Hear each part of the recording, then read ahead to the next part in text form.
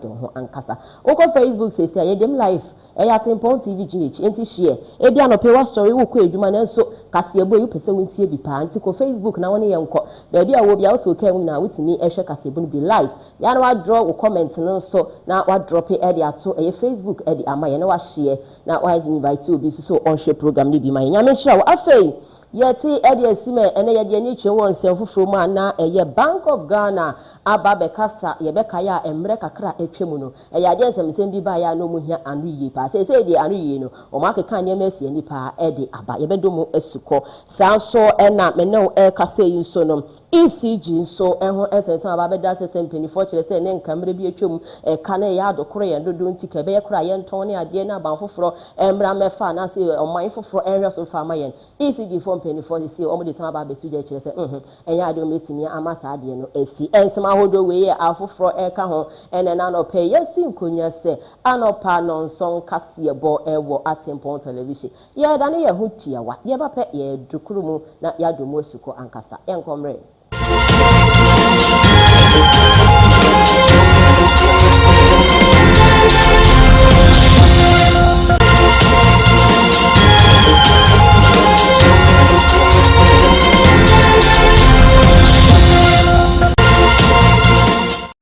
ma yantie na ye fansi mundo kasebo no mu esuko ankasa na nseni yatete ye twegu abefontinta fidie so na ndie parliament house ne ade ensema ba betoja ekyemu se sika pudu a enkoye ewo oban Ghana se Ghana be bia ye kra ye sika no na kire se ene ma hyada enkoye ni nyina ejina eye Bank of Ghana won decision na se ojina yesie bia wosi ya wosusu se se ejina yesie ye nyegyan yesia ebetimi ama Ghana yesika nsensem ne ejina ne na so bransa obekaya ye rasa media mfi ene ode enhyehyɛ yesrunku bi ebeto ho se nka yankasa Ghana yensika sem ne ade a gold ya yetu a na ye de akọ omanfoforo so se won kwankwan refine na ofan kwaye ne mansa meton ema ye no yankasa Ghana ebetimi aye ne sa ne nka gold ne yetu ya ne yankasa ya je ewo Ghana ha se yetu ho ka ne de adiduma na akoso atena wo man mu ene ase we beto oja na Ghana fo ye ni age pa ye na ye se ye wesi me ene na se ye China fo se ye hwan ba betu gold ye mam ha ya na ebetena na me ne o ka se kamia ye se sa gold na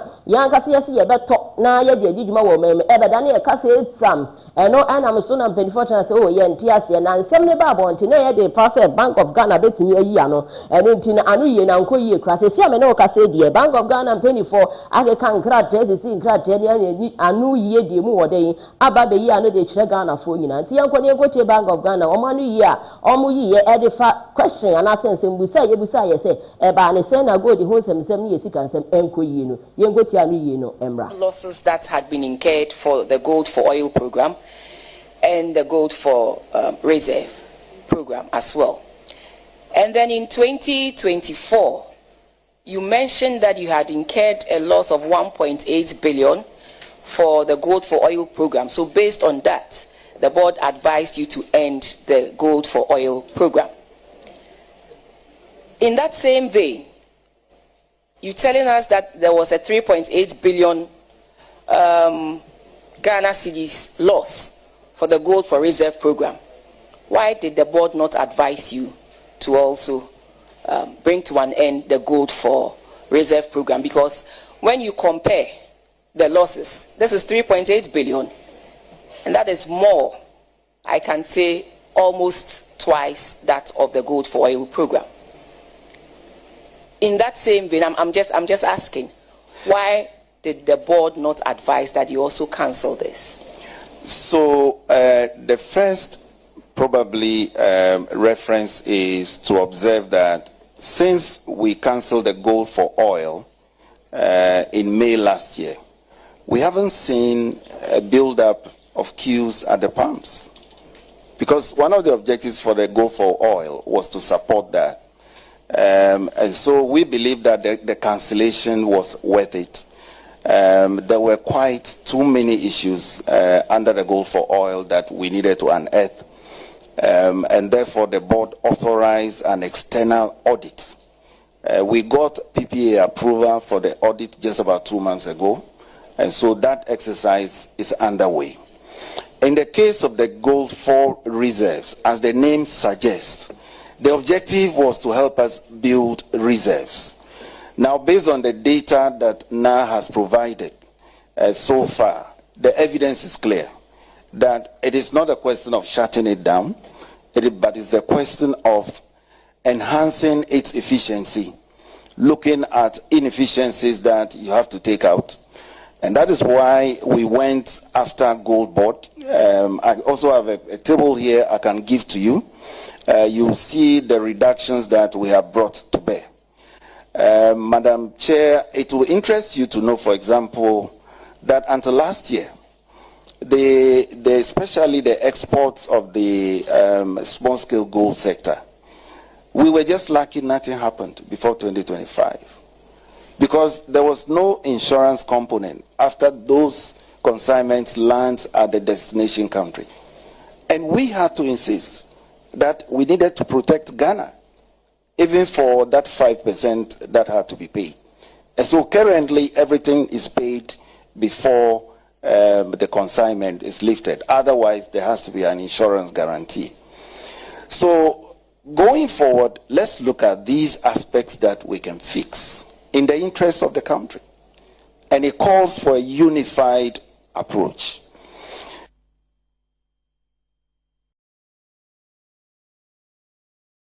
Said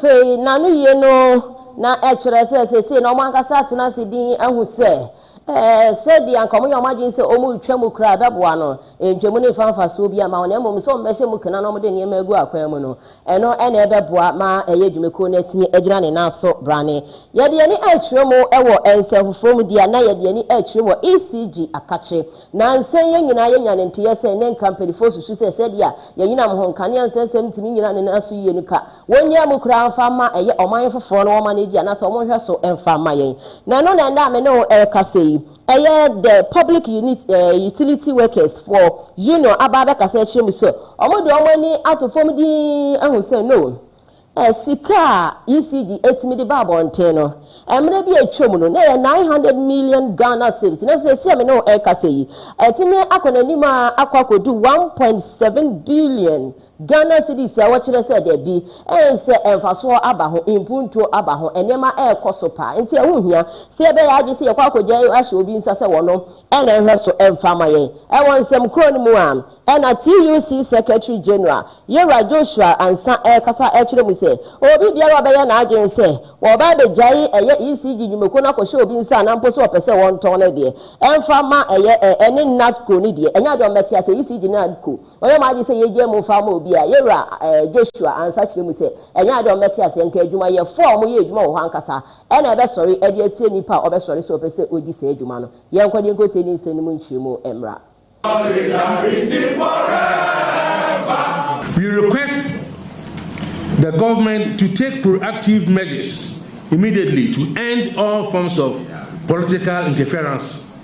in the energy sector, including the management of ECG and NETCO. Thank you. Thank you. ECG and NETCO remain critical national strategic assets,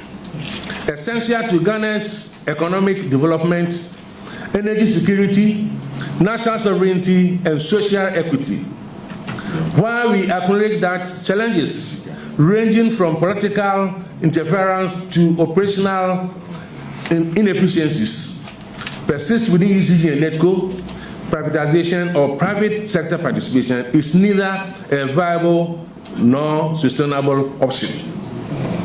Ultimately, safeguarding ECG and NETCO as public utilities guarantees affordable and equitable access to electricity, protects jobs, preserve national sovereignty, and support Ghana's broader socio-economic development. TUC and all its affiliates will fiercely resist any attempt by government. TUC and its affiliates will fiercely resist any attempt by government to privatize ECG or NETCO, in whole or in part. We remain committed to constructive engagement with government in the supreme national interest of Ghana and its people. If the government is willing to make these interventions for a private firm, why not ECG and NETCO? Sure. In the midst of this analysis by the PSP team, we are deeply disappointed by government's continued inclination to place these critical state utility assets, UCG and NEDCO, into private hands. Despite credible and demonstrably effective alternatives, government insistence on pursuing the privatization agenda, even after viable management union-led transformation solutions have produced impactful and measurable results over the past 6 months, remain deeply troubling,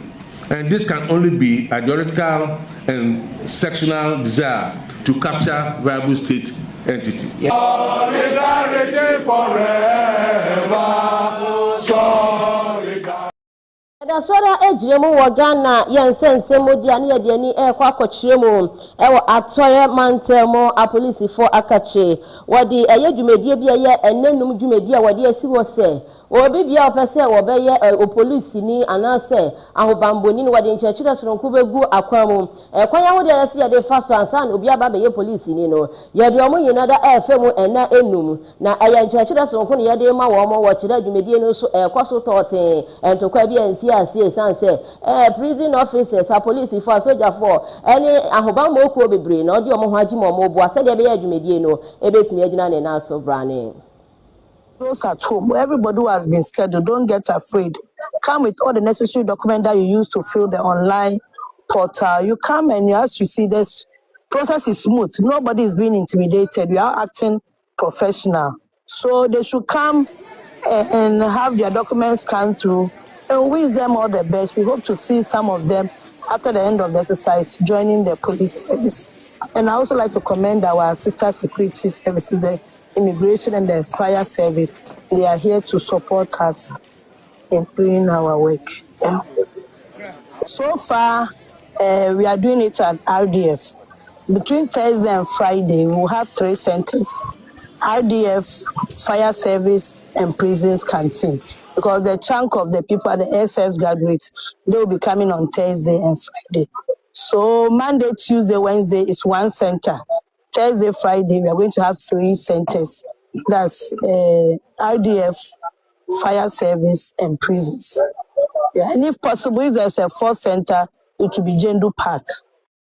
Tina oha ya police fu a afi na yedi omo ba befa entity mu no over 5,000 people and actually say ya for omo de omo fa sa entity mu enenum ko si say omo so be from ho say omo ye eye ahobamboni na so police ni ankasa yedi yani atwere mu ewo ensemfufu na Ghana ye mampani abedi eche ye mame eye Jane na opoku agema professor what nsem bia ba betu just say duako jimframu a ebu enentino nipa so fruit dia pa ono NSS ye de ye piano ye nyina ye beka ya ne nhihye ode betu dwa se ma bi wo hono mo a ne titiri maya a efri be ye senior high na se junior high ko senior high school no edu se omokọ afichire a na nje se omo menstrate a na ye se pad sanitary pad keke kurampo mu benya no na akwa ye something which is there na ye bibie wo ho na kire se nko yie kura bi kura kasa kire se toda ebirum de omo handkerchief na omo bantene ade kura ene etini ede ye sanitary pad ene ti ma me fato ne ho to say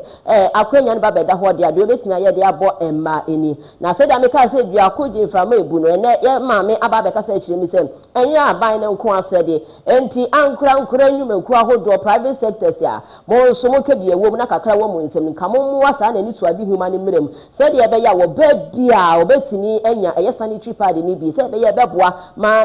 ahonidie nsem eba ne emmebru na afa etimi akoye because sometimes we timi hia aba bia obetana se obesole pe na se ni ma me pani bi to na atwe na atena se adan wase ne ho bebusa no wan Ghana city school be kakoto woni bi enti private sectors ya mo kebie wo mu ma me Jane opoku agema se mo mo ano na ontimi ma na ni so ade hu ne enwie peyo. Regards the use of local material. It is when we develop more local material that we grow more jobs. I know that some other things so far will have to be manufactured from external sources. It's not a problem. But even as we do that,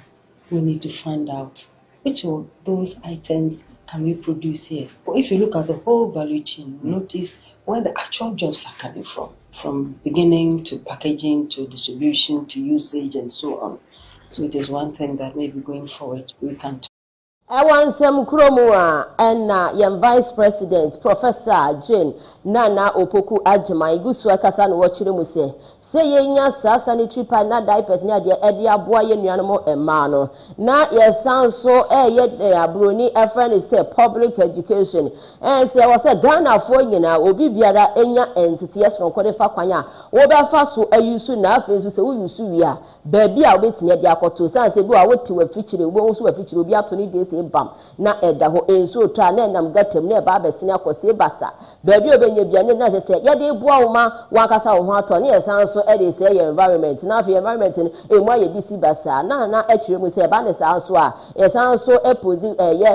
public health risks akire say bo say na obeti we si meyam we si merane we si say ne kwa na akire say baabi amode ne ma ntoto ye diapers ne pampers bia mu jadi go na moa enti aho be hia yi papa se mpemfo de ntete yesronko ebe kwa ma Ghana fo ina se ne be ye obehu se wo yusu saa ne ma ne wi a ye wo baabi papa se ye kra na enko nka ha obia na setena. In terms of the use of sanitary pads and pampers, about disposal,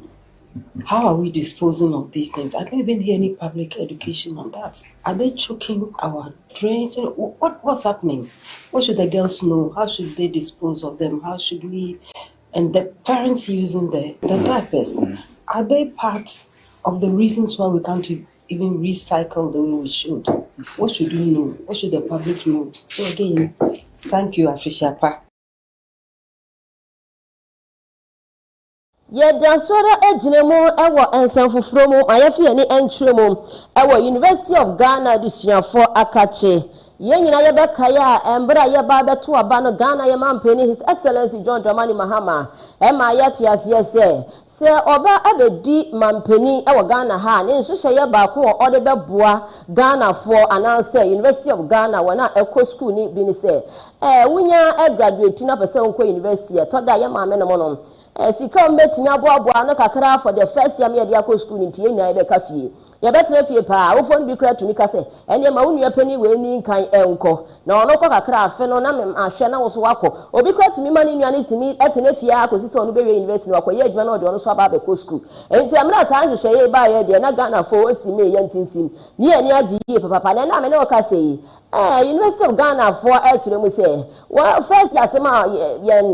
president eka ye no an sada an yesa dia na tie pepe adan ya emre bi sunya na afi ure ma omo di ma ne se obekọ akwa tue sika ama omo tue sika nti se no sika omo tue no mo so omo ma na enkokwa omo ji omo ade die mu odin ankasa sanse eye bosha wo de share wo mo se wo ba anka afi edi kan die university bia obekọ no enya ade a ye ba ba ji usike biara na akwaba ne sai de ye ntia setimi ne ka say the deputy education minister Dr.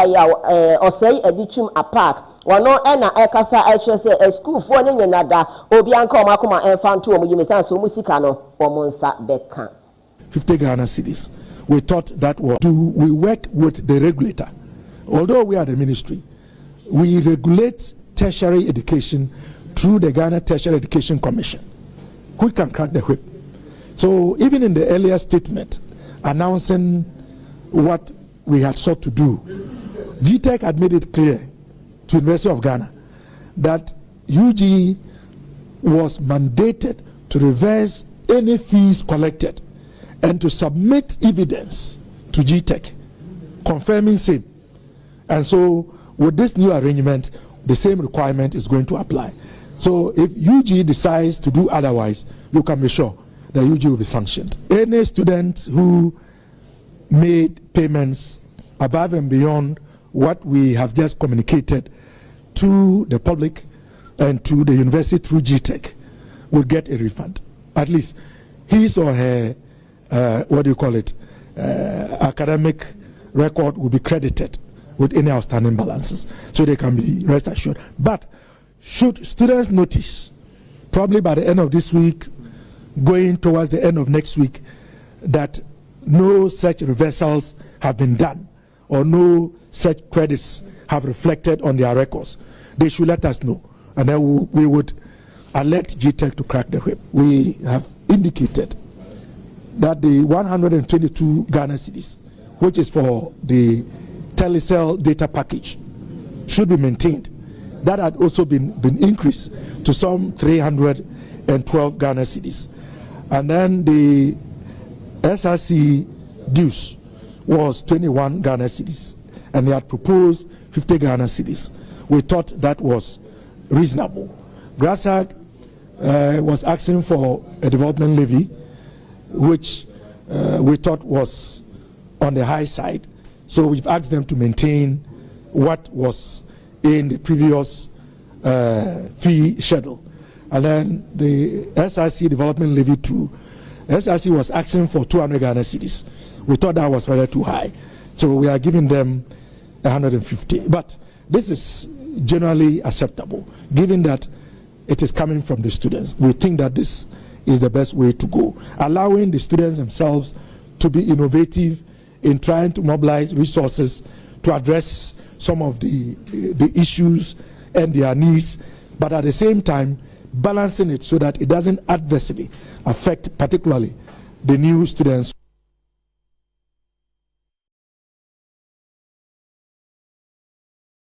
Criminal Yadiani Beko Akochimo NDC chairperson, national chairman, Yeras, Esiedu Inketia, Wano Enedi Aprobo, Ashisha Sodin, any Akochimo, Ewa Ahafo, Mantemo, Nensima Wadenamina, and Nasia, Enqua and Farmer, ye party supporters in Yina, so what to me Abua, Mama Bino, Akoya Babepim Sampem Pensi. Now, when you say Aprobonimu, I walk on natural say, campaign the more than Papa Passed, Yabaya, about eda ye nanimi se wono so nani abre pass obedience Ghana mpampeni na say yetinya eden ato ne so aba entimi no ka say de ya hafo mantemu na chairperson national chairperson NDC honorable Esiedu Inketia ede nani akire mu a ode aprobo de mu odin a ne message ne de na ase na ekọ de ama party supporters omo de wo ede ama wo sika eto a yetua ye eni bosi a ye boy ye ewo na nakufu ado amamu ehum fie ngote no edo so chen abai bia wabagan na enso unya ekwai emfa nkire unya school ada emfa nkire unya mputujuma bia emfa nkire enti ba bia skana fa bia no ye be bia kire sabe ba me ka kire se wunim se wadi bia ye ready se obafi enti ano so dia ya dia prepare ye gusua ye emse e ka titiri dia ye tia o ha no ate se atofo se ana so se abanka kasie sei afi we yatimi atua awie ne e boy nsam e ka kasie sei na aban de no o man we so yatimi akotua e ka kasie sei o ti sa de no a dabia bo aban na wo betwa bo no bonudua efisha sika no se kanu na ha kani nyina yempuntu a yadi sika no na esensa yempese o man no ni mbegu ase ewo amansan ni munti ni aboabo ano ne de akotua ni aboabo ano ne de akotua enu ti aye no sa no echese se ya ni akire anje de wo mu de sika ye na wo mu adi bone ya nyi ji sika no back ya na wo mu ye kwasia ebe ye nse na ho bia beto wo se na ye to abama wo a o man sika wo ho a utimi di ya nya o he ye pese ye sesa sa de ya san badiri se ye de kai ye mu se ebe ma ye ba ya mu de ku ye nim ni ya edina de bi sapoi aboboti bibi so ho ebe mahama ya tie ni na dia pa ko no ba kokura ni wa ni ndi ya tra ne so ya tie na etie ni fa ti ba ko eye ni na o dia ti ba ko ni na nje de za ka no de de ya che ti ati ebe ti ati ya ejabu Nina mimi said, "Ever did you what? The Israel and Pentagon. Yayo."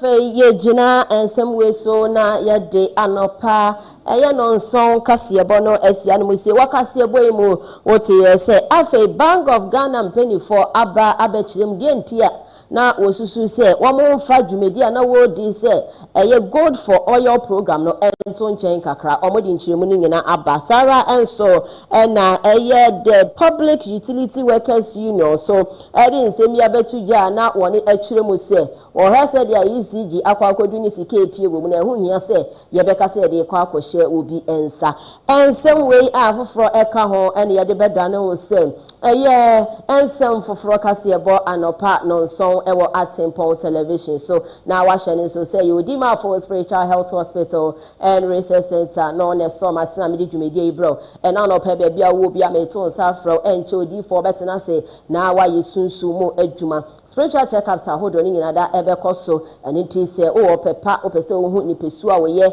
o pese o ndo asuko ewo abrabomu se de bia abrabon be ye kitikite be simple ede ama wo de a na ye mra wa ba be spiritual checkup ni wo hu adwuma se wo ye wo hu kro se wutu kwan koso wo hu obe se wo fa be me se wo fa wo hu ensem bi ani kwa se efiri wani mu ba na egbatade a ense se wo de ebe ye ho ni ama ahodo we nyina me bobosi o ba be ye spiritual checkup a be hu o benya yakase wo be nyina eni se wo bi enim ni pesu woye na wonfa na chiwade enka ne ho entima me a wo hweme woni mu chiwade ana wo chiwade ne no a na eye wo favorite e wo fi ho no ba ne sa na abrabo no aye akukuruhwe ase enko a anytime kan fo odi ma for spiritual checkup masese di no odi ma for spiritual health hospital na spiritual checkup na oye no e di amount e na no pay wunya free hasane ye pe wo sa wo bo sa ni say pa dia ye mo mo bo mo sa be ma tentegra ni di nhye na ni na ya bo sa obi sa na e di ase be ma nsu nyo obesu e na ya se 1 month mentia na wo da so 25 years or 30 years afi na wo 35 years ni achia na nsu emu ye e no na betimi aba na ba be bobra ntesa wo cross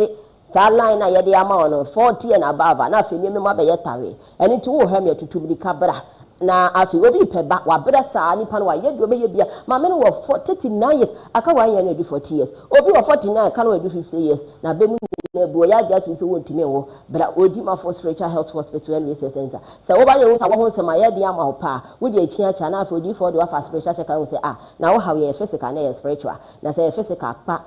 spiritual so pa ona okro no frɛ yɛn 0244519888 0244519888 0240333393 afetie new spiritual gun na aba abonten sunsumutuo na aba abonten ma wonsa enka wo de odofa wo hem ma wonsa enka etuo ni bi na afi we ye betete nkrofoti ye ni nkrofo bedi esie de mu oden ende na lewen beka kirew ono yokono he na kona ye den na akope bedi aye na akote na otwi ni chance na obodua ti yesu ye the spiritual gun ye de je nkrofo sa obehu de ato omukra no omodwere ho a omo ntiase ba bia wo bia won sabetimi aka spiritual gun ne bi ye believe in and outside Ghana enti de hia so be free contact na itwegu was screen asena ade be channel na da babobo ano na chese won so watimi e de adidwuma ankasa ade ho me da say na me de asedane ma eye me producer Reverend Maxwell Amofa Yankopon Shirano wono ene boa ya metimi de nsami bro Sarah ensom